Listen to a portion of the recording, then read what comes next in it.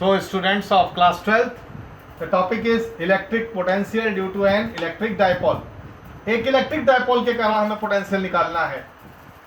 Okay, तो there are तीन cases हैं. उसमें से पहला केस मैं ले रहा हूं, potential at A point on the axis of the dipole.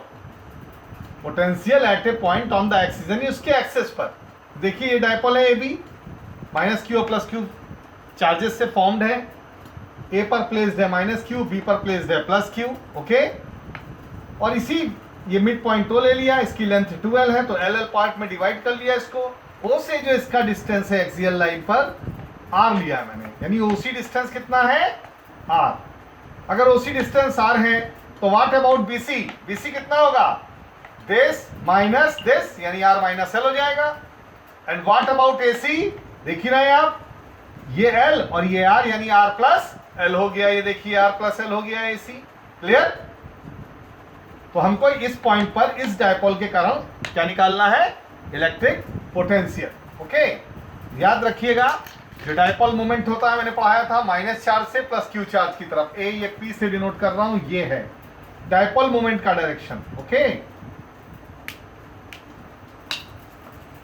आइए पेज नंबर 2 पर.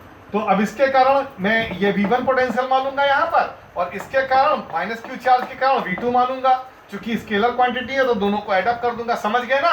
इसके कारण प्लस क्यू चार्ज के कारण C पर V1 पोटेंशियल एज्यूम करूंगा और इसके कारण V2 करूंगा. स्केलर क्वांटिटी है, रिजल्टिंग पोटेंशियल V मान लूंगा, मेरा रिजल्ट आ जाएगा.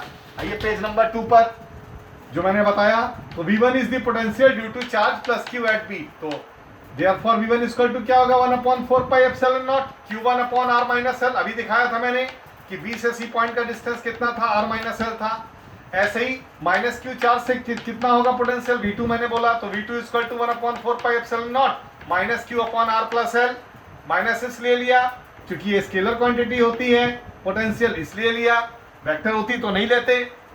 अब हमको C पॉइंट पर टोटल पोटेंशियल निकालना है, तो मैंने एज्यूम कर लिया कि C पॉइंट पर टोटल पोटेंशियल क्या है, V है. तो V इक्वल टू कितना हो जाएगा, V1 प्लस V2. V1 की वैल्यू ये मैंने सब्स्टिट्यूट कर दी यहाँ पे, V2 की वैल्यू ये मैंने सब्स्टिट्यूट कर दी, तो ये माइनस मैंने पहले ही यहाँ लगा दिया. प्लस भी लिख करके आप प्लस लिख के ये लिखिए पूरा, तो प्लस माइनस मिलके फिर माइनस हो जाएगा, इसलिए मैंने पहले ही माइनस पुट अप कर दिया यहाँ पे. अब इसमें से Q upon 4 pi epsilon not common निकाल लीजिए. ये बचा अंदर, एलसीएम लिया R minus L R plus L, इससे इसको डिवाइड किया तो ये आएगा, इससे इसको डिवाइड किया तो R माइनस एल आएगा. इसको माइनस से अगले स्टेप में खोल दीजिए, minus R plus R cut गया, ये 2L हो गया. इसको रीएडजस्ट कीजिए, V equal to 1/4 pi epsilon naught Q into 2L हो गया. ये 2L ऐड अप होके, और Q इंटू 2L बच्चों क्या होता है, डायपोल मोमेंट P. ये P से सब्स्टिट्यूट कर दिया Q इंटू 2L को, और नीचे R माइनस एल स्क्वायर है. एज्यूम कीजिए कि R is very very greater than 2L. अगर R बहुत बहुत बड़ा हो L से तो क्या होगा, ये निगलेक्ट कर दिया जाएगा. इस एक्सप्रेशन से L स्क्वायर को निगलेक्ट कर देंगे तो क्या आएगा, V equal to 1/4 pi epsilon naught P upon R square. तो ये मेरा पोटेंशियल आ गया. अब आइए पेज नंबर 3 पर. तो ये केस नंबर 1 हो गया. केस नंबर 2 पे आइए. Potential at A point on the equatorial line of the dipole. Equatorial line 10th class से पढ़ाई जा रही है, 9th क्लास से. क्या होती है, ये डायपोल है AB, इसकी लेंथ 2L है. इक्वेटोरियल लाइन वो लाइन होती है, बाइसेक्टर की लाइन होती है, जो इस AB लाइन को दो इक्वल पार्ट में डिवाइड करती है. और बच्चों ये एंगल 90 डिग्री का होता है.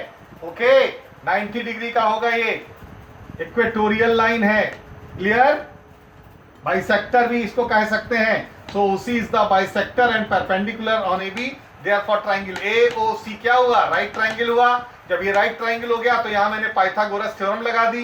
ये पॉइंट C पे मुझे पोटेंशियल निकालना है, तो OC का डिस्टेंस मैं R मान चुका हूं, एज्यूम कर लिया हूं. अच्छा, ये L हो गया, और ये पाइथागोरस से निकाल के मैंने दिखाया. तो AC square equal to this square AO square plus OC square.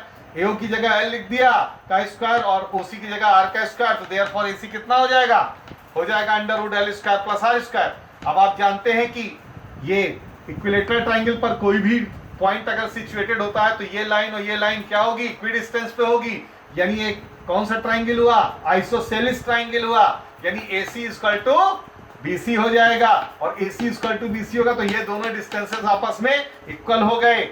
तो अब आइए, इसके कारण पोटेंशियल मैं V1 मान लेता हूं और इसके कारण पोटेंशियल मैं V2 एज्यूम कर लेता हूं।